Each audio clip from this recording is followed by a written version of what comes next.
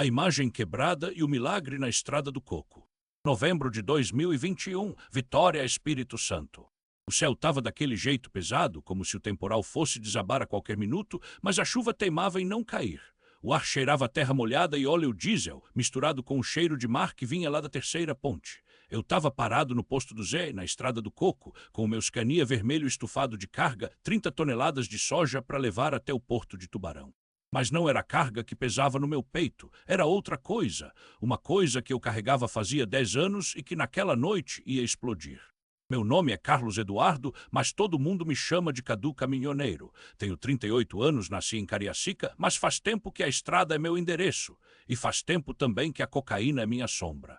Começou com uma carreirinha para aguentar as madrugadas no volante, depois virou um baseadinho nos bares de beira de estrada, até que um dia acordei com o nariz sangrando no banheiro de um motel em Governador Valadares, sem lembrar como tinha chegado lá. Minha mulher, Adri, levou nossa filha, a Manu, embora. Minha mãe, Dona Maria, chorava no telefone toda vez que eu ligava. E eu? Eu só pensava na próxima pedra. Mas naquela noite algo mudou. O acidente que não foi acidente. Estava saindo do posto quando vi o cara. Um moleque de não mais que 18 anos, magro que dava dó, com os olhos vermelhos e as mãos tremendo. Estava encostado no muro da capela de Nossa Senhora Aparecida, aquela pequenininha que fica do lado do bar do tio João, onde os caminhoneiros param para tomar uma gelada e ouvir um sertanejo universitário no som automático. Ó circunflexo, irmão, me ajuda aqui, ele gaguejou, segurando um embrulho de papel alumínio. Conhecia aquele olhar, era o meu há uns anos atrás. Tá precisando de quê, rapaz? Perguntei, já sentindo o suor frio nas costas. Só um trocado pra se foder mais um pouco, cortuei. Essa merda não leva a lugar nenhum. Ele riu um riso seco. Tu é quem, meu pai? E deu de ombros. Todo mundo aqui usa, até os padres, ó. Apontou para a capela. No lugar da imagem de Nossa Senhora tinha só um buraco no gesso, como se alguém tivesse arremessado alguma coisa nela. Meu sangue gelou. Quem fez isso? Perguntei, a voz rouca. Foi o Zé Ruivo, tava doido ontem, disse que a santa não tava fazendo nada por ele. O moleque coçou o braço, nervoso, mas eu vi a imagem sangrar. Engoli em seco. Tu tá louco, menino? Jura, então vai lá e vê. A capela vazia e o sinal. Entre na capela, o cheiro de velas apagadas e mofo me bateu no rosto. No chão, pedaços da imagem de Nossa Senhora, o rosto dela partido ao meio. Mas não era só isso. No lugar onde deveria estar o coração da santa, tinha uma mancha escura, como se algo tivesse escorrido. Toquei com o dedo, não era tinta. Era sangue. Meu coração disparou. Isso não existe, não existe. Mas tá ali, caramba. E de repente, como um raio, uma lembrança me acertou. Minha avó, falecida há anos, jurava que Nossa Senhora Aparecida tinha chorado na casa dela em 1987. Todo mundo na família ria, menos ela. A fé move montanhas, meu filho, ela dizia. Senti um calafrio. Saí correndo da capela, quase tropeçando no moleque, que estava agora com os olhos arregalados. Vi que tu viu também, ele sussurrou. Não respondi. Entre no meu caminhão, liguei o motor, mas antes de sair, olhei para o retrovisor. A capela estava lá, pequenina, com o buraco no lugar da santa. E juro que por um segundo vi uma luz fraca, como uma vela acesa, onde a imagem deveria estar. A perseguição na Estrada do Coco. Não sei o que me deu. Talvez fosse o medo, talvez fosse a raiva, mas em vez de seguir para o porto, virei o caminhão e fui atrás do Zé Ruivo. Todo mundo na Estrada do Coco conhecia ele, um cara grandão, ruivo de verdade, daqueles que parece que tá sempre com raiva do mundo. Dizia que era despachante, mas na verdade era traficante, e tinha uma dívida antiga comigo, eu devia 5.000 reais. A perseguição na Estrada do Coco. O motor do meu Scania roncou baixo, como um aviso, 5.000 reais. Dinheiro que eu tinha perdido no jogo, na época em que a cocaína me fazia achar que era dono do mundo. Zé Ruivo não era do tipo que esquecia essas coisas. E agora, depois do que tinha feito na capela, parecia que o diabo em pessoa estava me empurrando para encará-lo. A Estrada do Coco estava quase vazia, só uns poucos carros passando devagar, o céu nublado jogando uma sombra suja sobre o asfalto. O cheiro de maresia vinha fraco, misturado com o óleo queimado dos caminhões. Eu conhecia cada curva daquele trecho, desde a descida perigosa perto do Morro do Moreno até o trevo da terceira ponte. Era ali que o Zé Ruivo costumava fazer seus negócios, num barracão abandonado perto da Vila Rubim. Pisei fundo, o caminhão ganhou velocidade e eu senti o peso das 40 toneladas atrás de mim como se fosse uma condenação. Não era só a dívida, era tudo, as noites em claro, as mentiras para minha mãe, as vezes que acordei no volante com o coração na boca, achando que ia morrer. E agora, depois de quebrar a imagem de Nossa Senhora, parecia que até Deus estava me cobrando. O celular vibrou no banco. Era um número bloqueado. Fala, seu otário. A voz do Zé Ruivo era grossa, como se ele tivesse engolido brita. Tô te esperando no ponto de sempre. Se não aparecer com meu dinheiro, sua mãe vai ter que te reconhecer em pedaços. Desliguei, as mãos suavam no volante. Não era medo da morte, era medo de não ter saída. Até que do nada uma música começou a tocar no rádio. Paredão Metálico, dos Maiara e Maraiza. Aquela batida sertaneja universitária que todo mundo cantava nos botecos da Praia do Canto. Mas dessa vez as letras pareciam diferentes. Se a vida te der um paredão, acelera e passa por cima. Engoli seco, não era hora para poesia. Cheguei no barracão e desci do caminhão com as pernas trêmulas. O lugar fedia a mofo e gasolina. Zé Ruivo estava encostado num Fusca velho, os braços cruzados, 2 homens ao lado dele, um magro, com uma cicatriz no queixo, e outro, gordo, com uma corrente de ouro no pescoço. E aí, motorista, trouxe meu dinheiro ou veio se despedir? Ele riu, mas os olhos dele não riam. Não tenho 5.000, falei olhando para o chão, mas tenho uma proposta. O gordo deu um passo para frente. Proposta, o cara deve grana e ainda quer negociar. Zé Ruivo levantou a mão. Fala. Trabalho para vocês, soltei de uma vez. Transporto qualquer coisa para onde vocês quiserem, sem perguntar, sem cobrar nada além de quitar a dívida. Silêncio, o vento batia nas chapas de zinco do barracão, fazendo um barulho que parecia risada de demônio. Você acha que eu preciso de motorista? Zé Ruivo deu um passo para frente. Eu preciso de dinheiro, e se não me der, vou tirar de você de outro jeito. O magro sacou um revólver, meu estômago virou. Foi então que ouvi o barulho. Um estrondo seco como um tiro, mas não era. Era o som de um caminhão batendo em algo. Todos viramos para a rua. Um Ford Cargo sem placa tinha parado de repente, bloqueando a saída, e atrás dele uma viatura da PM. Polícia, ninguém se mexe, o megafone ecoou. Zé Ruivo xingou, filho da puta armou pra gente. Não fui eu, juro que não fui, mas na hora até eu duvidei. Os PMS desceram com as armas em riste. O magro atirou primeiro. O tiro pegou num dos policiais no colete, mas o recuo foi o suficiente para Zé Ruivo gritar. E corre, seu merda! Ele pulou no Fusca, o gordo entrou no carro atrás e eu fiquei parado sem saber se corria ou me entregava. Até que o magro, antes de pular no banco do carona, apontou a arma para mim. E se abrir a boca, te achamos. O Fusca arrancou e os PMS começaram a atirar. Eu me joguei no chão, as mãos na cabeça, sentindo o cheiro de pólvora e terra molhada. Quando levantei, estava tudo quietinho, só o barulho da chuva começando a cair. Um dos PMS, jovem, com o rosto pálido, me olhou. Você tá bem? Balancei a cabeça. Não tava nada bem. Me levaram para a delegacia da Praça João Cláudio. Interrogatório, perguntas. O peso da cruz e o Fusca amarelo. A delegacia da Praça João Cláudio cheirava a café queimado e desinfetante barato. O policial que me interrogava, um baixinho de bigode ralo chamado Sargento Mário, batia a caneta na mesa como se fosse um martelo de juiz. Então, céu, como é mesmo o nome? Valdir Souza. Valdir Souza, ele repetiu olhando para o papel. Caminhoneiro, 38 anos, solteiro, sem antecedentes. Ele ergueu a sobrancelha. Até hoje. Eu não respondi. O suor escorria pelas minhas costas, colando a camisa no banco de plástico duro. Do lado de fora, a chuva batia forte nas grades da janela, como se o céu também quisesse me julgar.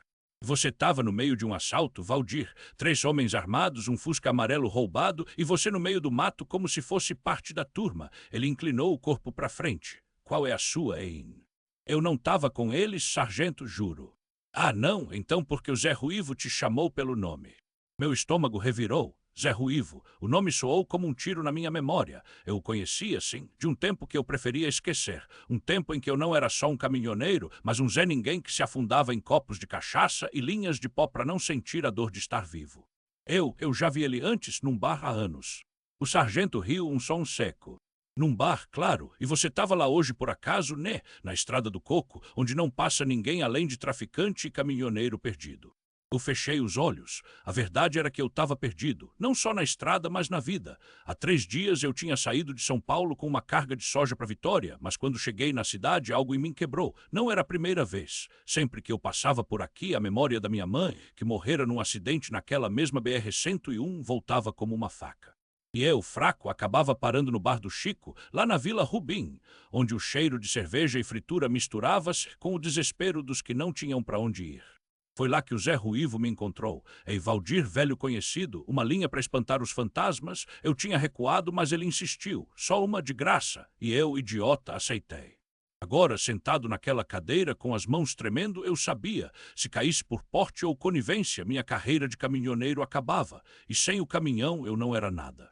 Olha aqui, Valdir, o sargento jogou uma foto na mesa. Era eu de costas, perto do Fusca, com os 3 homens ao fundo. Isso não tá legal, não. Meu coração acelerou, não tinha como negar, eu tava lá, mas não era o que parecia. Eu tava indo embora, juro, eles me ameaçaram. Cala a boca, o grito veio de fora. Um homem alto, de camisa social desabotoada, entrou na sala como um furacão. Esse aí é meu funcionário. Era o seu João, dono da transportadora para quem eu trabalhava. Um homem duro, mas justo. Ele jogou um papel na mesa do sargento. Aqui está o comprovante da carga dele. Valdir estava a trabalho. Se estava no mato, era porque o GPS dele pifou e ele estava tentando consertar o caminhão. O sargento olhou o papel, depois para mim desconfiado. E os outros 3? Não faço ideia, menti, sentindo o suor frio na nuca. Seu João me olhou fixo. Ele sabia que eu não era santo. Todo mundo na empresa sabia que eu tinha um passado sujo, mas ele também sabia que eu estava tentando me limpar. Leva ele embora, o sargento resmungou, jogando a caneta na mesa. Mas se esse negócio fedendo aparecer de novo, eu te arrasto pelos pés, ouviu. Saímos da delegacia sob a chuva que agora caía em cortinas grossas. Seu João não falou nada até chegarmos no estacionamento, onde meu Scania vermelho brilhava sob a luz amarela dos postes. Você tá metido em encrenca, Valdir. Eu balancei a cabeça envergonhado. Não queria, chefe, juro. Ele suspirou, tirando um maço de cigarros do bolso. Olha, eu te dou uma chance porque você é um bom motorista, mas se isso afetar meu negócio, você tá fora. O peso da cruz e o farol na tempestade. A chuva batia no para-brisa como se o céu quisesse lavar a cidade inteira. Seu João acendeu o cigarro, a brasa iluminando por um segundo o rosto cansado dele, marcado por anos de estrada. O cheiro de fumaça se misturava com o de óleo diesel que sempre grudava nas minhas roupas. Amanhã você pega a carga para São Paulo. Se chegar atrasado, nem vem com desculpa, ele disse, jogando a bituca no chão e pisando. E Valdir, fica longe dessa merda. Não quero ter que te enterrar vivo. Eu assenti, sentindo nó na garganta. Não era a primeira vez que eu ouvia isso, mas dessa vez a ameaça vinha com um gosto amargo de verdade, porque eu queria ficar longe, mas a coisa era como um bicho dentro de mim, arranhando para sair. Subi no Scania, liguei o motor e deixei o ronco baixo do diesel me acalmar. A estrada do Coco estava desertinha naquela hora, só os postes tremeluzindo e o asfalto molhado refletindo as luzes como espelhos quebrados. Coloquei o brejo no som, Corações e Lendas estava tocando e a voz do Marlon me lembrou das noites no Boteco do Zé, onde a galera se juntava para cantar sertanejo universitário até o sol raiar, antes de tudo ir pro inferno. Passei pela Praça dos Namorados, onde os casais se abrigavam debaixo dos guardanapos de barraca, rindo como se a vida fosse só isso, risada e beijo debaixo de chuva. Eu apertei o volante. Há um ano eu era um deles. Há um ano a Ana ainda me olhava como se eu fosse o cara que ia levar ela pro altar. Mas aí veio o primeiro cheiro, a primeira mentira, o primeiro roubo. E agora aqui estava eu, com as mãos tremendo só de pensar no que tinha no bolso, um papelote que o Guto me empurrou na delegacia, sussurrando que era para acalmar os nervos, irmão, como se eu precisasse de mais um demônio para carregar. Cheguei no ponto de parada perto do mercado de peixe, onde os caminhoneiros costumavam esticar as pernas. O cheiro de moqueca ainda pairava no ar mesmo com a chuva. Parei o truck, desci e fui até o banheiro químico no fundo do estacionamento. Tremia tanto que mal consegui trancar a porta. Olhei para o papelote na mão. Era como se ele falasse, você sabe que quer, você sabe que precisa. Fechei os olhos e foi aí que vi ela. Não como uma visão, não como essas coisas de filme. Foi um cheiro primeiro, jasmim misturado com cera de vela. Depois um calor no peito, como se alguém tivesse colocado a mão lá e apertado bem devagar. E então a voz, não alta, não dramática, só presente. Valdir. Abri os olhos de repente. No espelho sujo do banheiro, por trás do meu reflexo, tinha algo, uma sombra mais clara, como se a luz tivesse se dobrado ali. E por um segundo, só eu juro que vi o rosto dela, Nossa Senhora Aparecida, não sorrindo, não julgando, só olhando, como uma mãe que já viu o filho cair 1000 vezes e ainda assim estende a mão. O papelote caiu no chão, molhou, desfez. E eu comecei a chorar. Não contei para ninguém. Nem para o padre da igreja de São Pedro, onde eu entrava às vezes só para sentar nos bancos de trás e ouvir o silêncio. Nem para Ana, quando ela me ligou 3 dias depois, a voz embargada, perguntando se eu ainda amava ela. Eu tô tentando, Ana, foi tudo que consegui dizer. E era verdade. Mas a estrada não perdoa e o Guto também não. Na volta de São Paulo, parei no posto do Lula, ali na BR-101, para abastecer. Tava escuro, o céu ainda nublado, como se a tempestade não tivesse acabado de verdade. Quando saí do truck, vi eles, Guto e mais 2 caras encostados num Gol preto, fumando. O coração disparou. Oi, irmão, Guto disse, sorrindo daquele jeito que faz o sangue gelar. Tava te procurando. Eu sabia o que aquilo significava, dívida, traição e o pior, eles sabiam que eu tinha jogado a droga fora. Não tenho nada para vocês, falei, tentando manter a voz firme. Guto riu, tirando uma faca do bolso.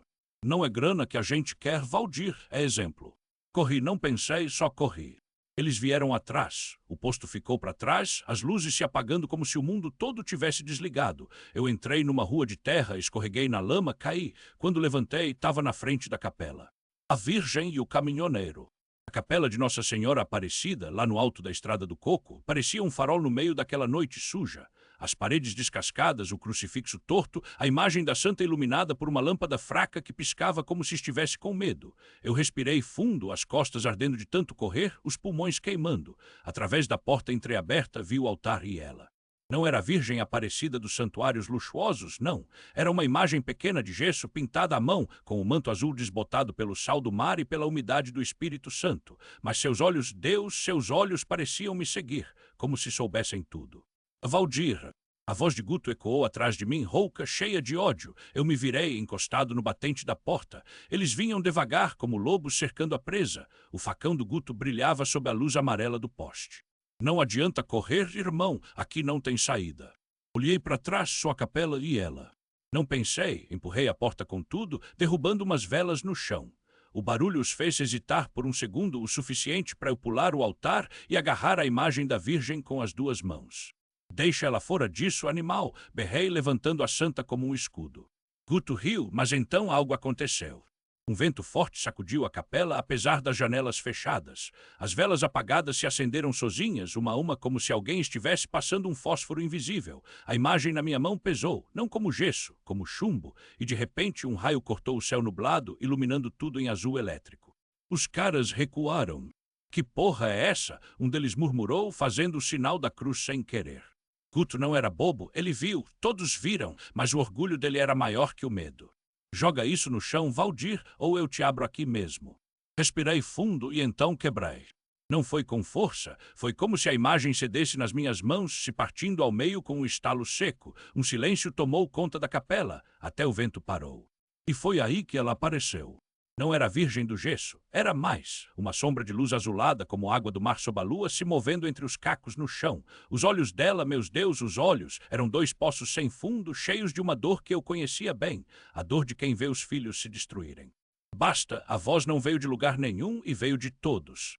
Guto caiu de joelhos, os outros 2 também. Eu fiquei parado, tremendo, com os pedaços da imagem ainda nas mãos. Você já carregou o peso suficiente, Valdir, a voz disse suave, mas firme como o asfalto sob os pneus do meu caminhão. Agora é hora de entregar. E então doeu. Não foi física, foi como se alguém arrancasse cada veia do meu corpo que já tinha levado veneno, cada memória que me prendia ao fundo do poço. Lembrei do meu pai, morto de cirrose, me chamando de fraco. Lembrei da primeira vez que cheirei para esquecer. Lembrei do dia que joguei a droga fora no rio Santa Maria da Vitória, chorando como um menino. E quando a dor passou, eu também estava de joelhos. Mas não por medo, por alívio.